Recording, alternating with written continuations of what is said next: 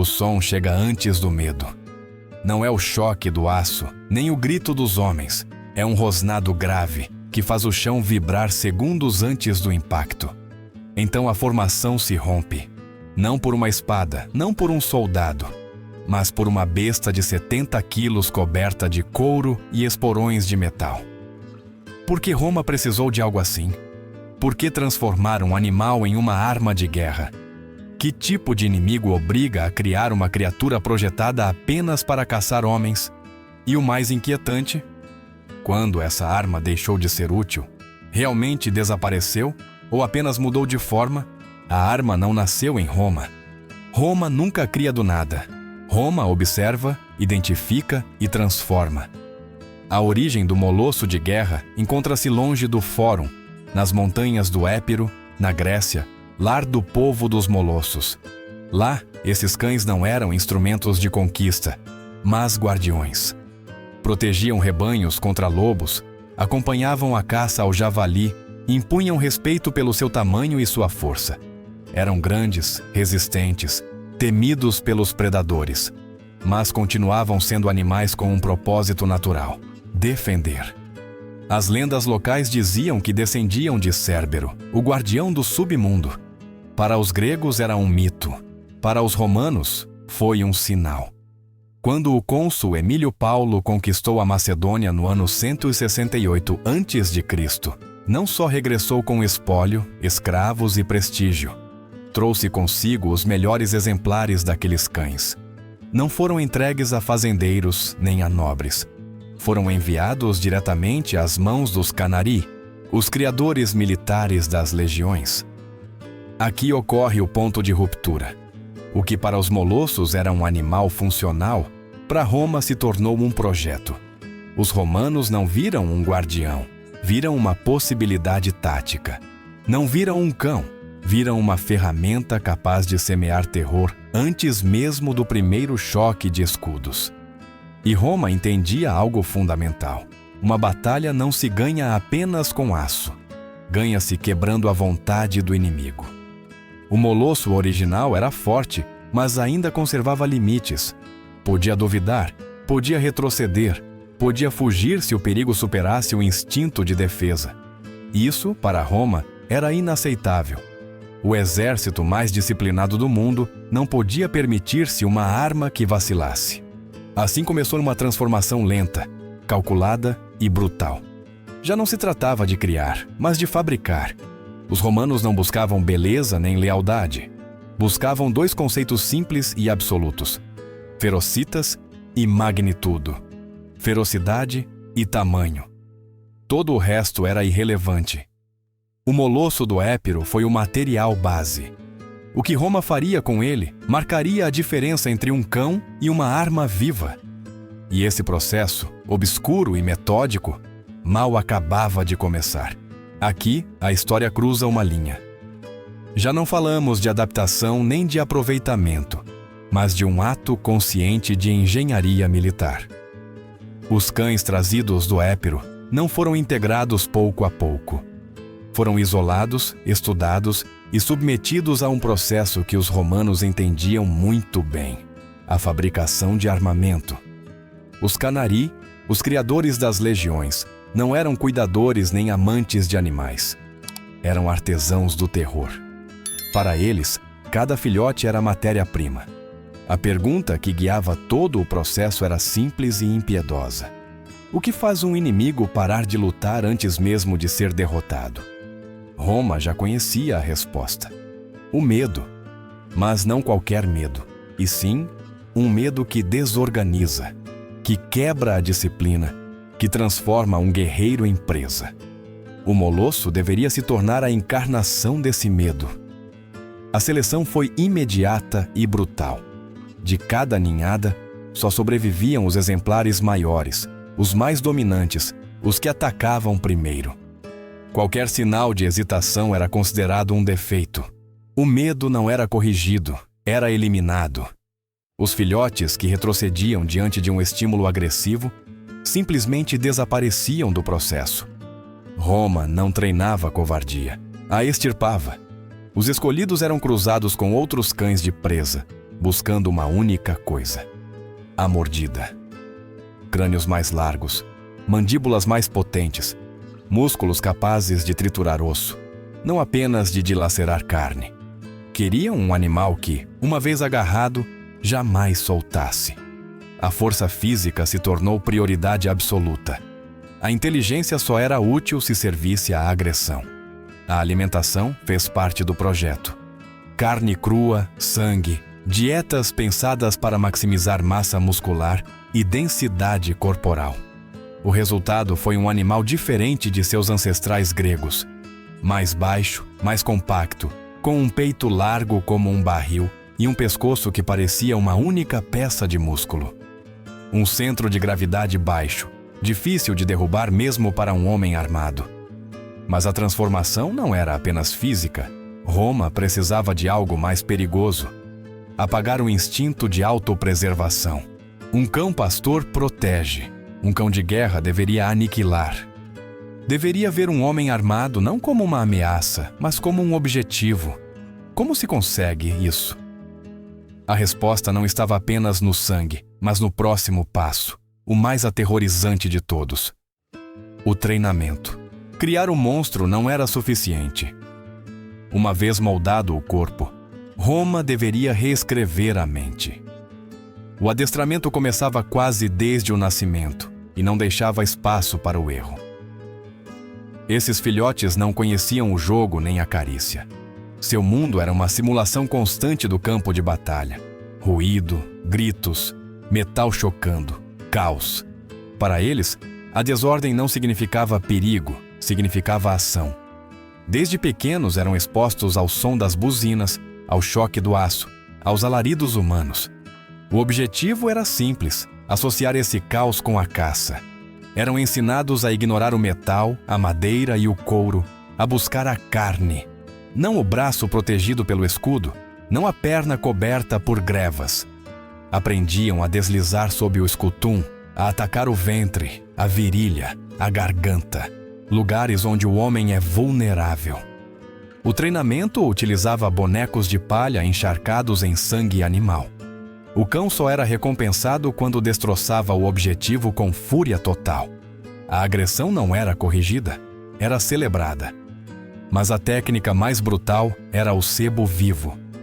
Prisioneiros de guerra ou criminosos condenados eram obrigados a enfrentar as matilhas jovens. Os cães aprendiam o cheiro do suor humano aterrorizado. Aprendiam que um homem, por maior que fosse, podia cair. Cada animal era atribuído a um único mansuários, seu manejador. Não existia afeto, existia domínio absoluto. O mansuários era a mão que alimentava e a mão que castigava com ferro.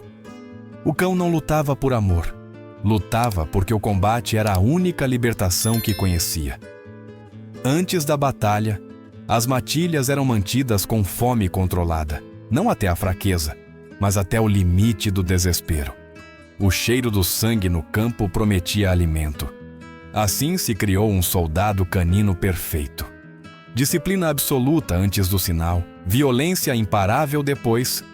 Uma arma que não sentia piedade, nem remorso, nem medo da morte. Roma já tinha sua besta. Agora deveria protegê-la e transformá-la em algo ainda mais letal. O molosso era rápido e devastador, mas continuava vulnerável ao aço. Roma não podia permitir que sua nova arma fosse neutralizada por uma estocada desesperada. Então fez o que sempre fazia: a blindou. Não com uma armadura completa, mas com soluções precisas, projetadas para maximizar o dano e minimizar o risco. O primeiro elemento foi a coleira. Não era uma simples tira de couro. Era uma estrutura larga, reforçada, coberta de esporões de ferro, às vezes lâminas curvas afiadas como navalhas. Sua função não era defensiva. Cada sacudida da cabeça convertia o pescoço do cão em uma arma branca. Quando o molosso mordia a garganta, a coleira terminava o trabalho dilacerando carne com um simples giro.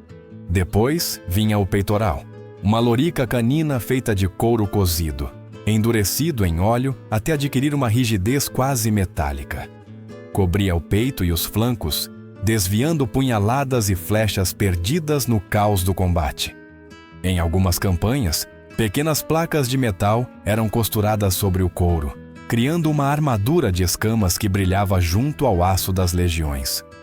Nos conflitos mais brutais, a proteção se tornou ofensiva. Lâminas eram amarradas aos flancos do peitoral. O cão, ao correr e chocar contra a formação inimiga, se convertia em um turbilhão de dentes e aço, destroçando pernas e derrubando corpos. O som do metal, o tilintar dos esporões, misturado ao rosnado profundo do animal, compunha a trilha sonora do medo. Blindado assim, o molosso deixou de parecer um ser vivo. Era uma máquina de guerra biológica, projetada não só para matar, mas para semear pânico antes do primeiro golpe romano. Faltava um passo a mais: aprender a usá-lo como tática. Roma não soltava as bestas ao acaso. O caos também obedecia a uma lógica. As matilhas de guerra marchavam com a legião, frequentemente atribuídas à primeira coorte. Eram tropas de choque, a ponta invisível da lança. Tudo dependia do momento exato. Muito cedo, e o efeito era desperdiçado. Muito tarde, e o inimigo já teria fechado as fileiras. A cena se repetia uma e outra vez. Uma linha inimiga avançando, gritos, escudos se chocando, fúria desencadeada. O centurião romano não respondia com a mesma violência. Esperava. Quando os inimigos estavam a uma distância crítica, não ordenava avançar. Dava o sinal aos mansuari. As coleiras eram soltas. 100, às vezes 200 molossos famintos saíam disparados como projéteis vivos. Eles golpeavam a linha inimiga segundos antes do choque dos legionários. O impacto era devastador. Os guerreiros levantavam seus escudos para bloquear o que acreditavam ser um ataque frontal. O cão não parava. Chocava-se contra o escudo com a força de um ariete, arrancando-o das mãos do homem. Outros deslizavam por baixo, mordiam joelhos, ventres, virilhas. O osso se partia, o grito rompia a coesão. Em questão de segundos, uma formação sólida se convertia em um caos de corpos caindo, homens tropeçando, linhas abertas entre as pernas dos que tentavam fugir ou se defender. E então Roma chegava. Os pilum voavam sobre a linha quebrada, encontrando carne onde deveria haver escudos. Atrás, o muro romano avançava em silêncio. O gladius fazia o resto. Os cães não ganhavam a batalha. Eles a preparavam, quebravam a disciplina, destroçavam a moral e abriam buracos que os legionários exploravam com precisão cirúrgica. O molosso era a arma psicológica e física perfeita. Mas sua utilidade não terminava quando a linha caía. A função do molosso não terminava com a ruptura da linha inimiga. Para Roma, uma batalha só estava ganha quando o inimigo não podia se reorganizar. As legiões eram cidades em movimento, acampamentos fortificados que cada noite deveriam ser protegidos, e nesse mundo escuro e hostil, os cães se tornavam os sentinelas perfeitos. Durante a noite, em florestas fechadas ou terrenos desconhecidos, os molossos eram amarrados perto das entradas do acampamento. Não latiam. Haviam sido treinados para emitir um rosnado baixo, quase imperceptível, uma vibração que só seu mansuários podia sentir. Detectavam odores e movimentos a grande distância, mesmo na escuridão total. Antes que um inimigo visse o acampamento romano, já havia sido descoberto. Após a batalha, chegava a fase mais implacável: a perseguição. Os legionários carregados com seu equipamento não eram velozes. Os sobreviventes fugiam para florestas, pântanos ou colinas com a esperança de se reagrupar. Roma não permitia. As matilhas eram soltas para rastrear o cheiro do sangue e do medo. Eram incansáveis. Não perseguiam para capturar, perseguiam para eliminar. Os cães caçavam os fugitivos um por um, garantindo que a derrota não se convertesse em uma ameaça futura. Não se tratava de castigar, mas de apagar. Para Roma, a guerra deveria terminar de forma absoluta. O molosso garantia que não houvesse retorno. Nem relato heróico, nem segunda chance. No entanto, mesmo as armas mais temidas têm um preço. O molosso era uma arma extraordinária. Mas como toda arma, tinha um custo. E neste caso, o preço era pago em carne e sangue, tanto humano quanto animal. Um cão de guerra raramente morria de velho. Sua vida útil em campanha era curta, intensa e brutal. Mesmo blindados com couro cozido e coleiras de esporões, eles enfrentavam homens desesperados armados com aço. Um golpe certeiro podia perfurar um pulmão, um machado podia destroçar um crânio. Ao contrário do legionário ferido, o molosso não era retirado nem atendido por compaixão. Um soldado aleijado ainda podia servir como instrutor ou guarda. Um cão que não corria à velocidade máxima era inútil. Se a ferida era leve, o veterinário da legião o costurava como se fosse equipamento danificado. Se era grave, não havia segunda chance. Não existia aposentadoria para uma arma viva. O Mansuarius cumpria sua função com frieza absoluta. Um último pedaço de carne, um corte limpo na garganta e o corpo era removido. A armadura era recuperada, limpa e colocada em outro cão. O sistema exigia substituições constantes. Atrás de cada legião em marcha, existia uma rede de criadores preparando a próxima geração. Para Roma, o molosso não era um companheiro nem um herói. Era um recurso fungível. Seu valor terminava quando deixava de cumprir seu propósito. E essa lógica implacável, aplicada durante gerações, acabaria tendo consequências até mesmo para o próprio império. O terror só funciona contra quem não o espera. Durante um tempo, o molosso foi uma surpresa devastadora. Mas Roma travava guerras demais para guardar segredos eternamente. Seus inimigos aprenderam. Na Britânia, os romanos encontraram algo inesperado. Outros cães. Os Pugnastes Britanniae não eram blindados, mas eram mais ágeis, combatiam em matilha e atacavam os flancos e as patas traseiras do molosso. Pela primeira vez, a arma romana se viu obrigada a lutar contra seu reflexo. Não foi o único golpe. Na Germânia, o fogo se tornou a resposta. Justo quando as matilhas eram soltas, os guerreiros lançavam tochas acesas, criando muros de chamas. O molosso, apesar de todo o seu treinamento, continuava sendo um animal. O medo primário ao fogo quebrava na investida. Desviava as bestas ou até mesmo as fazia retroceder contra suas próprias linhas. Outros inimigos adotaram soluções ainda mais frias. O Tríbulos, pequenas estrelas de ferro usadas contra a cavalaria, começou a ser espalhado na terra antes do choque. O cão, lançado em alta velocidade, não via a armadilha. O espinho atravessava a almofada até o osso. Um uivo, uma pata destroçada. A investida detida em um emaranhado de animais feridos.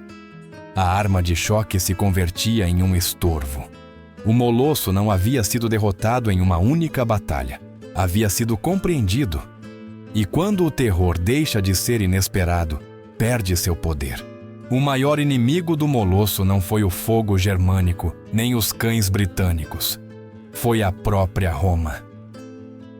Com o passar do tempo, a legião mudou. Sob imperadores como Trajano e Adriano, o exército se tornou mais profissional e mais flexível. A guerra já não se decidia apenas em choques frontais. O cerco, a defesa de fronteiras e as operações prolongadas ganharam protagonismo. Nesse novo cenário, o cão de guerra começou a mostrar seus limites. O molosso era uma arma ofensiva de impacto inicial. Em um cerco, resultava quase inútil frente ao óleo fervente ou às muralhas.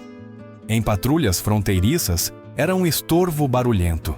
Consumia as rações de vários homens. Era difícil de transportar em marchas longas e pouco confiável em terrenos complicados. Manter criadouros, treinadores e substituições constantes exigia um investimento enorme.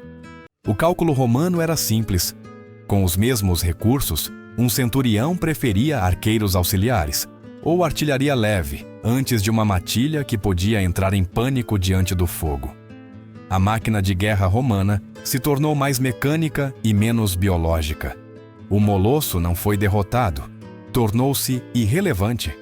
Seu uso foi reduzido pouco a pouco, relegado a funções secundárias como guarda ou rastreamento. O grande programa de armamento biológico de Roma foi desmantelado em silêncio. Os criadouros imperiais se dissolveram, os canari desapareceram e as matilhas deixaram de marchar junto às legiões.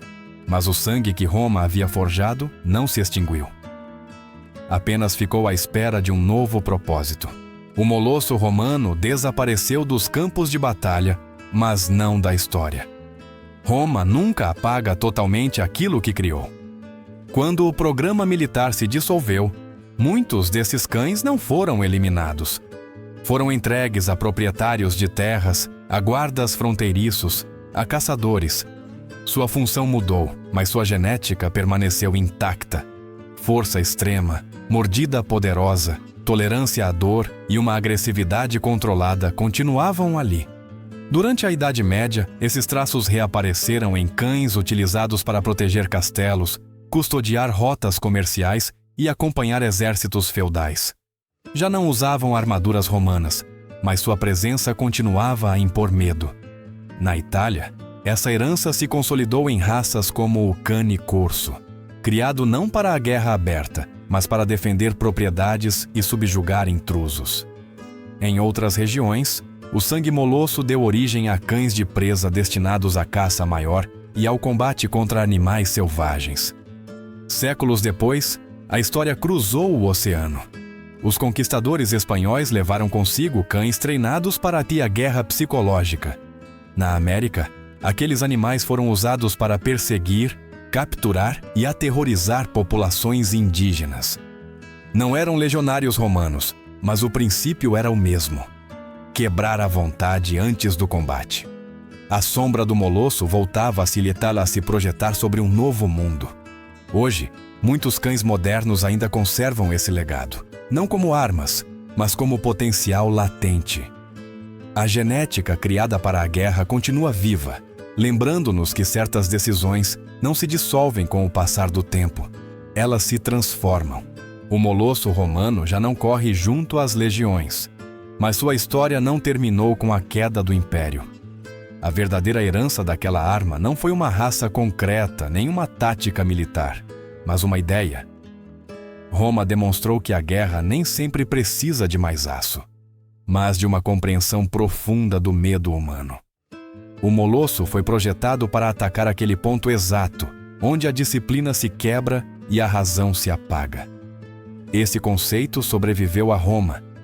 Cada vez que um exército utilizou animais para intimidar, perseguir ou quebrar o inimigo, a sombra do molosso esteve presente. Mesmo hoje, quando a guerra é travada com tecnologia, drones e sistemas automáticos, o princípio continua o mesmo: desumanizar o adversário, convertê-lo em presa antes de convertê-lo em inimigo. O legado mais inquietante não está nos cães modernos, mas em nós. O molosso não foi um monstro nascido por acidente. Foi criado com método, paciência e lógica. Foi o resultado de decisões humanas tomadas sem questionar o custo moral. Roma ganhou batalhas, mas deixou uma marca que demonstra que a arma mais perigosa não é a que morde, mas a mente que decide construí-la. A besta desapareceu do campo de batalha, mas a ideia que a criou continua viva. E enquanto essa ideia existir, o molosso nunca terá morrido por completo.